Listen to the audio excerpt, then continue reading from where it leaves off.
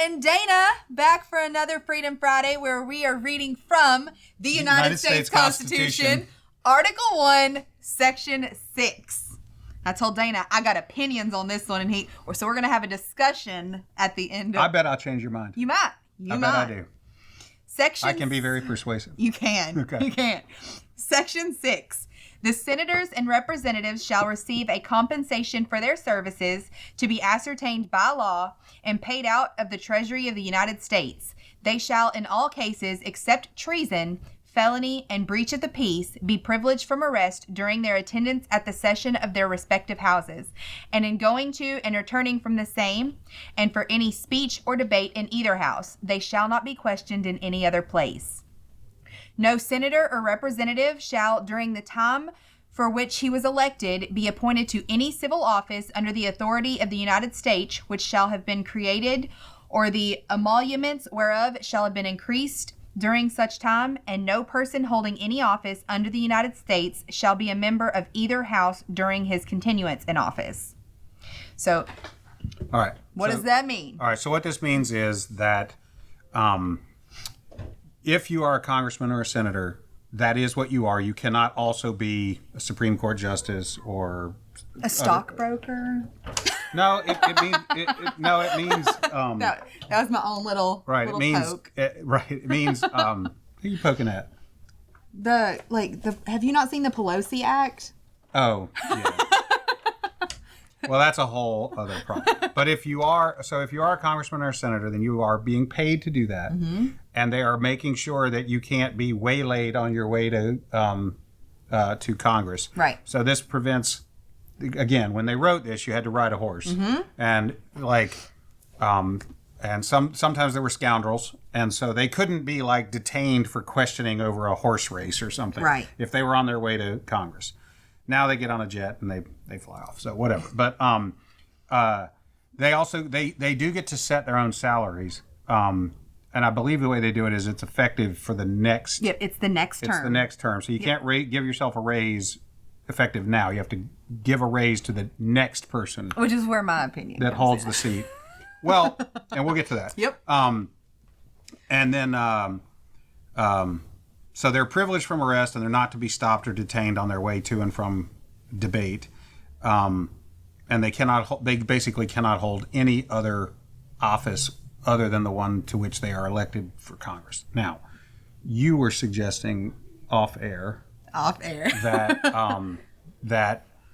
the problem with these people being able to get themselves raises would be cured by term limits. That term limits would cure a lot of that. I don't know if it would solve the problem completely, but I believe that it might help fix it.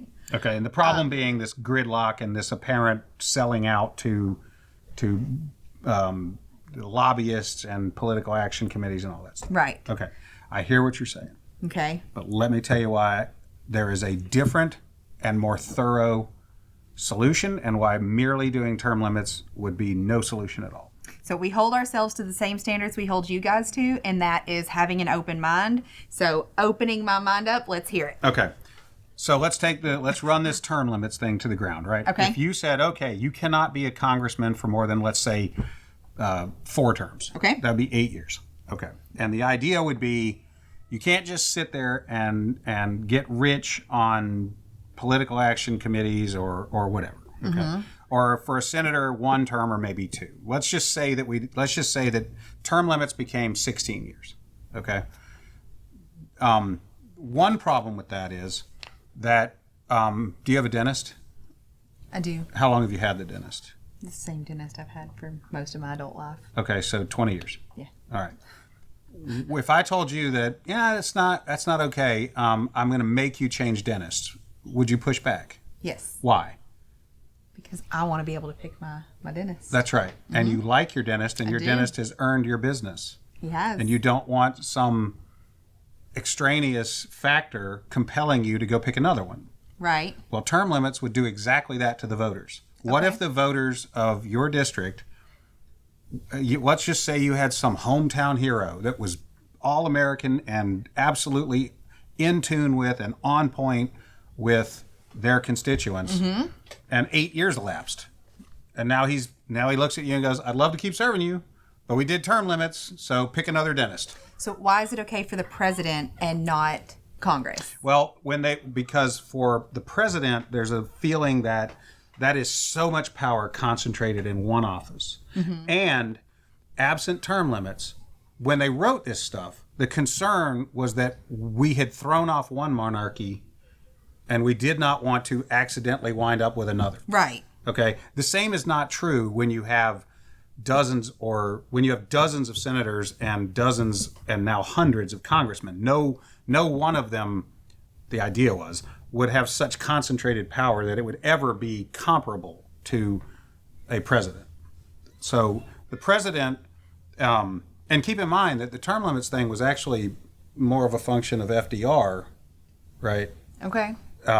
Who kept being picked, right? So, but term limits would have the potentially unintended consequence of causing you to have to pick a new dentist, even though you love your dentist, okay?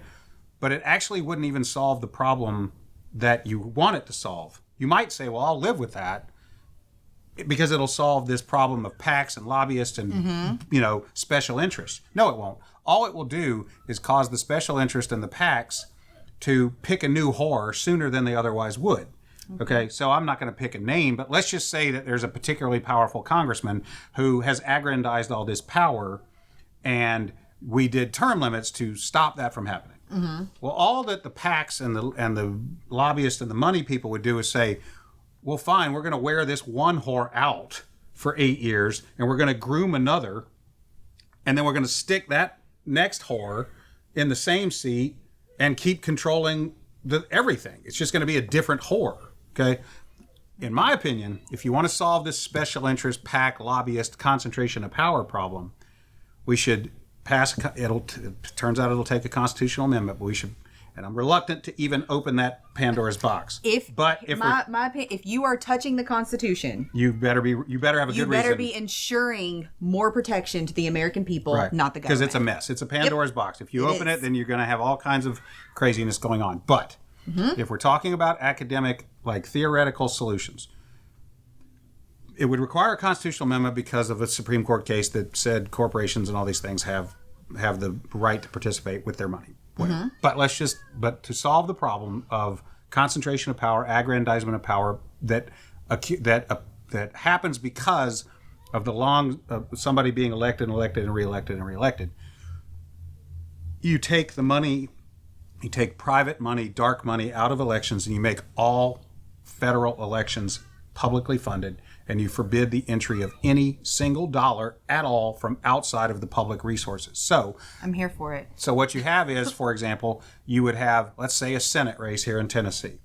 If there are two candidates who have bona fide qualified for the race, whether they be Democrat, Republican, whatever, they both get, and we can pick a number, $2 million to run their campaign from the federal government, period, not one penny more. Okay. And no other person can spend money to influence the race. So both candidates, bona fide, duly nominated, get the same amount of money. And my idea is that becomes a marketplace of ideas. So if you like your dentist, you can keep your dentist. Mm-hmm. Okay? But your dentist doesn't have $50 million in a war chest to crush the ideas and opposition of some challenger. You changed my mind. So term limits, I think, is not really. It feels like it would be. It feels like it would be. It feels like it would be a good answer. No, But I think it's probably not the best answer, and it also has unintended consequences. And we started talking about term limits because of this article, where they're giving themselves a raise that starts in a year and a half or 2 years. Right. They know that they're going to get that seat back. And the reality is that. And I know people who are congressmen. I know people who have gone from Congress to Senate. Congressmen spend all of their time starting the day after their election raising money for their next one. Yep. And that's a distraction that we don't need them to have. They should be focused on getting the job done and going home with success, as opposed to going home and going to private fundraisers with the elite cabal. They should be focused on going and getting good ideas and taking their ideas and putting them into action without worrying about trying to raise more money than the person who's going to, and lately it's not even been Democrats versus Republicans. Lately, the reason that McCarthy had this narrow, razor-thin margin of majority to work with was not because the Democrats did so well. It's because the damn Republicans were primarying their own people. They were cannibalizing their own party. And in many cases, these fringe candidates that won the primary were completely unelectable in a general election. So if you hadn't had these whack job primaries stirring things up, McCarthy would have had a stronger majority. Now, whether you want that or not, that seems to me to be the inevitable conclusion of what we just saw happen. So your proposal actually like nips it in the bud before you would ever even need term. Yeah, you become a congressman because you had better idea. You had the same amount of money as the person running against you, and to me, this all starts with going out and getting signatures. Okay. Right? You go out and you get signatures to qualify to be on the ballot, whether it's a primary or a general. You have to go out and get enough people to say, sure, get on the ballot, dude. You lady, get on the ballot. And once you're nominated and qualified and duly nominated to be on the ballot, then whether it's a primary or not, you have the same amount of money as the person running against you. Now it's a competition for ideas, and of course charisma will matter, right? Like we'll still wind up with the good-looking, the Sarah Palin or the whatever, the charismatic person. And I'm not knocking Sarah Palin, but I'm just saying, like, it's better to be smart than stupid. It's better to be pretty than ugly. It's better to be rich than poor. That's always going to be true, probably. Always.